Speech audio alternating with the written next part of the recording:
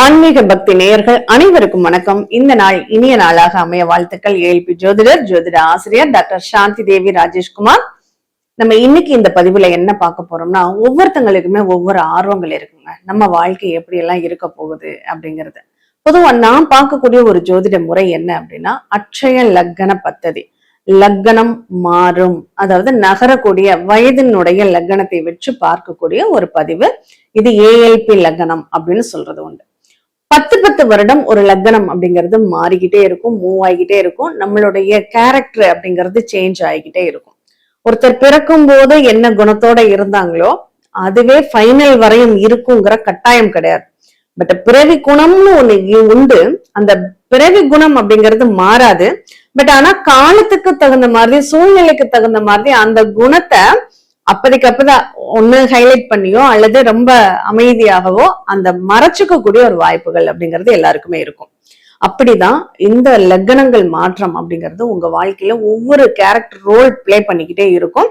அந்த பிளேக்கு தகுந்த மாதிரி ஒன்னும் இல்லைங்க. உதாரணத்துக்கு சொல்லணும்னா, நீங்க இப்போ வேலை பாக்குறீங்க, வேலை பார்க்கக்கூடிய இடத்துல உங்க மேலதிகாரி தவறே பண்ணாம உங்களை திட்டுறாரு. உங்க கோபத்தை அந்த இடத்துல நீங்க வெளிப்படுத்துவீங்களா? வெளிப்படுத்த மாட்டீங்க. ஏன்னா அவர் மேலதிகாரி. இதுவே உங்களுக்கு கீழே வேலை செய்யறவங்க உங்களை ஏதாவது ஒரு சின்னதா முறைச்சு பார்த்தா கூட நீங்க என்ன சொல்லுவீங்க? ஏன் முறைச்சு பாக்குறேன்னு கேட்பீங்க இல்லையா? அப்போ உங்களுடைய ரோல் பாருங்க, மேனேஜருக்கு ஒரு மாதிரியும் உங்களுக்கு கீழே வேலை செய்யக்கூடியவருக்கு ஒரு மாதிரியும் பிளே ஆகுது இல்லையா? அதேதான் லக்ன மாற்றமும் உங்களுக்கு உணர்த்தும் அப்படின்னு சொல்றோம். நமக்கு என்னதான் நிகழ்வுகள் நம்மளுடைய சொந்த கருத்துக்கள் இருந்தாலும் இடத்துக்கு தகுந்த மாதிரி, சூழ்நிலைக்கு தகுந்த மாதிரி, ஒரு பார்வையாளருக்கு தகுந்த மாதிரி நம்மளுடைய எண்ணங்கள், நம்மளுடைய உணர்வுகள், நம்மளுடைய கோபங்கள், நம்மளுடைய சந்தோஷங்கள் எல்லாமே மாறும். ஒரு குழந்தைகிட்ட போய் நம்ம கோவப்படுவோமா? இதே மனைவி கிட்ட கோவப்படுவோம். அப்ப அந்த மாதிரிதான் அவனுடைய கேரக்டர். நம்ம எல்லாருமே நடிகர்கள் அப்படின்னு தான் சொல்லணும். அந்த நடிப்பு அப்படிங்கிறது ரோலுக்கு தகுந்த மாதிரி, அப்பா கிட்ட ஒரு மாதிரி, அம்மா கிட்ட ஒரு மாதிரி, உடன் பிறந்தவர்கள்ட்ட ஒரு மாதிரி, மனைவி கிட்ட ஒரு மாதிரி, குழந்தைகள்கிட்ட ஒரு மாதிரி, சமுதாயத்துக்கிட்ட ஒரு மாதிரி அப்படின்னு நம்மளுடைய முகத்தை வெளிப்படுத்தும். அததான் இந்த லக்னத்தை வச்சு நம்மளால கண்டுபிடிச்சுக்க முடியும் அப்படின்னு சொல்றது. இப்ப நான் சொல்லக்கூடியது உங்களுடைய பிறப்பு லக்னமாக இருந்தாலும் இதை நீங்க பொருத்தி பாத்துக்கலாம். இல்ல உங்களுடைய அட்சய லக்னம் இன்னைக்கு என்ன அப்படிங்கறத தெரிஞ்சும் நீங்க பிளே பண்ணி பாத்துக்கலாம். சரி, உங்களுடைய அட்சய லக்னத்தை நீங்க எப்படி தெரிஞ்சுக்க போறீங்கன்னா, ஒன்னும் இல்லைங்க, கூகுள் பிளே ஸ்டோர்ல போய் ஏஎல்பி அஸ்ட்ராலஜி ஆப் அப்படிங்கிறத இன்ஸ்டால் பண்ணுங்க. அதுல புதோடி மூர்த்தி சார் அவங்க கண்டுபிடிச்ச அந்த ஆப் அப்படிங்கிறது இருக்கும். அதை நீங்க பாத்தீங்க அப்படின்னாவே அதுல உங்களுடைய பிறந்த தேதி, பிறந்த நேரம், பிறந்த ஊரை நீங்க உள்ளீடு செய்து நீங்க சப்மிட் கொடுத்தீங்கன்னா உங்களுக்கான ஜாதகம் அங்க ஓபன் ஆயிடும். அதுல ஏஎல்பி அப்படிங்கிறதுக்கு நேரம் உங்க ஜாதக கட்டம் தெரியும் ஸ்கிரீன்ல. அதுக்கு கீழே ஏஎல்பின்னு போட்டு அதுக்கு நேர ஒரு நட்சத்திரம் இருக்கும். அதுதான் உங்களுடைய ஏஎல்பி லக்னமும் நட்சத்திரம். மகரத்திற்கு இப்போ பலன்கள் எப்படிங்க இருக்க போதும்? மகரத்தை பொறுத்தளவுல எப்போதுமே இவங்க ரொம்ப ஸ்ட்ராங்கா ஒர்க் பண்ணக்கூடியவங்களா இருப்பாங்க. அவங்க ஒரு விஷயத்த நினைச்சிட்டாங்க, இதை முடிக்கணும்னு முடிவு பண்ணிட்டாங்க. யார் சொன்னாலும் அதுல இருந்து பின்வாங்க மாட்டாங்க.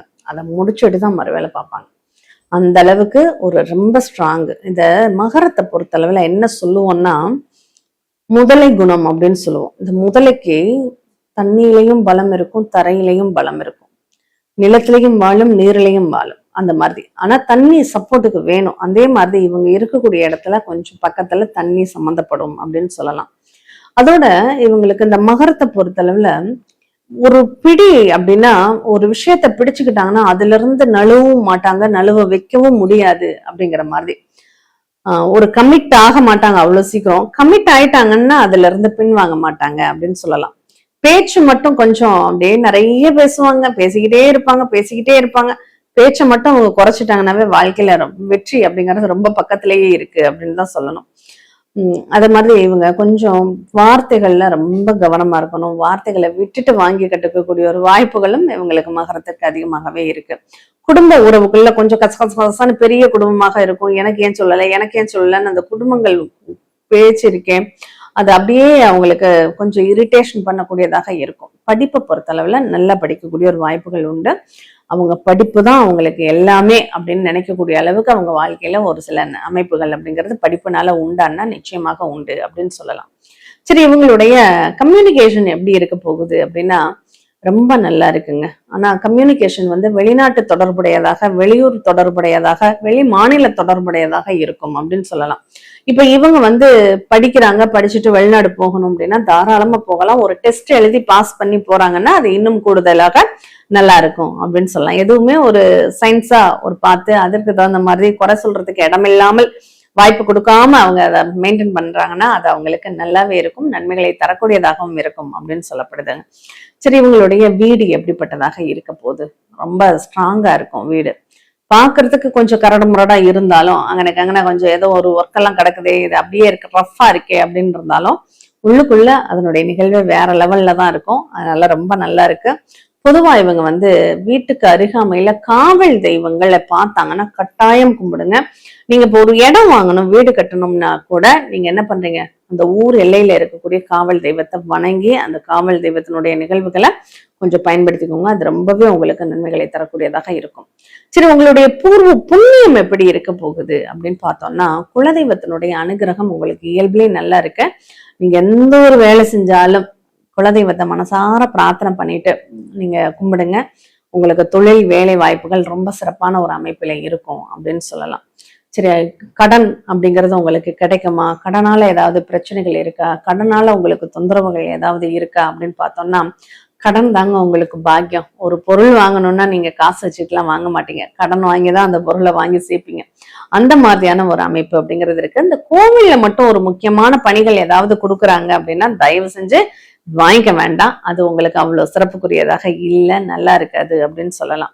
சரி, உங்களுடைய திருமண வாழ்க்கை எப்படி இருக்கு அப்படின்னா, மனைவி வந்து குழப்பமான, கணவனும் மனைவியோ ஆணா இருந்தா பெண்ணுக்கு எடுத்துக்கோங்க, பெண்ணா இருந்தா ஆணுக்கு எடுத்துக்கோங்க, ஒரு குழப்பமான மனநிலையில் இருக்கக்கூடியவர்களாகவே அமைவாங்க. ஏற்ற இறக்கங்கள் நல்லா இருக்கும். 15 நாள் சூப்பரா இவங்க அவள மாதிரி ஒரு மனைவி கிடைச்சதுக்கு கொடுத்து வச்சிருக்கணும்டா, கணவன் கிடைச்சதற்கு கொடுத்து வச்சிருக்கணும்டாம்பாங்க. ஆனா அது என்ன பண்ணுது, இவங்களுடைய அந்த மனமும் எண்ணங்களும் செயல்களுமே அதை அவங்களுக்கு மாத்தி விட்டுடும் அப்படின்னு சொல்லியிருக்கேன். அதனால அதை கொஞ்சம் பார்த்துக்கணும். மனைவியினுடைய தன்மையில கொஞ்சம் சிக்கல்கள் இருக்கான்னா இருக்கு. அதாவது ரொம்ப சென்சிட்டிவா இருப்பாங்க, உங்களை ரொம்ப நம்புவாங்க. இப்ப அவங்களுக்கு நீங்க வந்து நம்பிக்கைக்கு பாத்திரமா, அவங்க கூப்பிட்டாங்கன்னா உடனே போறது, வெளியில கூட்டிட்டு போறேனாங்கன்னா உடனே கிளம்புறது அப்படிங்கிறது உங்களுக்கு சக்சஸ்ஃபுல்லா இருக்கும், லைஃப் சக்சஸ் பண்ணும்.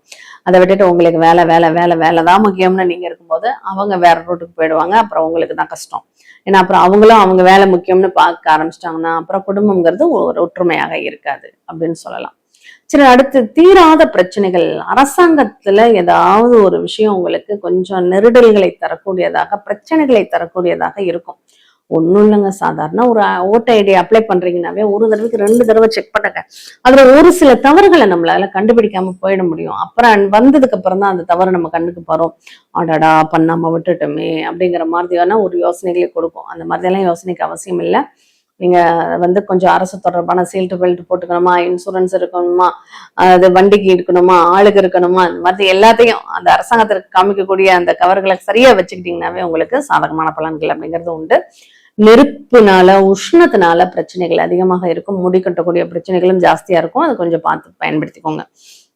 அடுத்து உங்களுடைய பாக்கியம் எந்த அளவுல இருக்கு?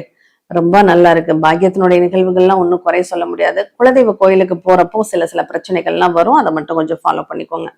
அடுத்து உங்களுடைய தொழில் சார்ந்த நிகழ்வுகள் அப்படின்னு பார்க்கும்போது, தொழிலை பொறுத்த அளவுல உங்களுக்கு ஒரு பெரிய கஷ்டம் அப்படிங்கறதெல்லாம் கிடையாது. அழகா உங்களுக்கு வேலைக்கு போறது நல்லதான்னா ரொம்ப நல்லது. இதே இல்ல தொழிலை பாக்குறேன் அப்படின்னா அதை ரொம்ப சின்சியராகவும் டெடிகேட்டாகவும் பார்க்கக்கூடிய ஒரு வாய்ப்புகள் அப்படிங்கிறது நல்லா இருக்கு, அதை பயன்படுத்திக்கோங்க. உங்களுடைய லாபம் எப்படி இருக்கு, உங்களுடைய மகிழ்ச்சி பெருமகிழ்ச்சி அப்படிங்கிறது எப்படி இருக்கு அப்படின்னா, மகரத்தை பொறுத்தளவுல இடம் வீடு சொத்துனால லாபம் இருக்கான்னா கண்டிப்பா உண்டு. உங்களுக்கு ஒரு பணம் வருது, இல்ல ஒரு லோன் போட போறீங்க, ஒரு இடம் வாங்குறதுனாலயோ வீடு வாங்குறதுனாலயோ சொத்து வாங்குறதுனாலயோ அது அமையக்கூடிய ஒரு வாய்ப்புகளை உங்களுக்கு உருவாக்குதா அப்படின்னா நிச்சயமாக உருவாக்குது அப்படின்னு தான் சொல்லணும். அதனால இடம் வீடை பொறுத்தளவுல கொஞ்சம் கவனமாகவே வாங்கி போடுங்க. என்னைக்கு இருந்தாலும் அது உங்களுக்கு பலன்களை தந்துடும் அப்படின்னு சொல்லலாம். தூக்கத்தை பொறுத்தளவுல நீங்க ஏதாவது ஒரு விஷயத்தை திங்க் பண்ற வரையும் தூக்கம் வராது. அதனால தூக்கம் நல்லா தூங்குவதற்கான வாய்ப்புகள் உண்டு. அதை கொஞ்சம் முயற்சி பண்ணுங்க, நல்லா இருக்கும். பொதுவா நீங்க பெட்ரூம்ல தூங்குறதை விட ஹால்ல படுத்தீங்கன்னா படுத்ததும் தூங்கிடுவீங்க. அந்த மாதிரியான ஒரு சூழ்நிலைகள்லாம் இருக்கு, அதையும் கொஞ்சம் கன்சிடர் பண்ணிக்கோங்களேன். மற்றபடி நல்லா இருக்கு. மகரத்துக்கு பொறுத்தளவுல இந்த காலகட்டங்களில் இன்னும் கூடுதலாக நன்மைகளை பெற வேண்டுமானால் நீங்க என்ன பண்ணணும், என்ன தெய்வத்தை வழிபாடு பண்ணலாம், தொழில வெற்றி பெறுவதற்கும் நல்ல ஒரு வருமானம் கிடைப்பதற்குமான ஒரு மார்க்கம் என்னன்னா, ஞாயிற்றுக்கிழமை விரதம் இருந்து சர்வேஸ்வரர் வழிபாட ராகு காலத்துல 4 to 6 பண்ணுங்க. கண்டிப்பா உங்க வாழ்க்கையில நல்ல மாற்றம் கிடைக்கும்.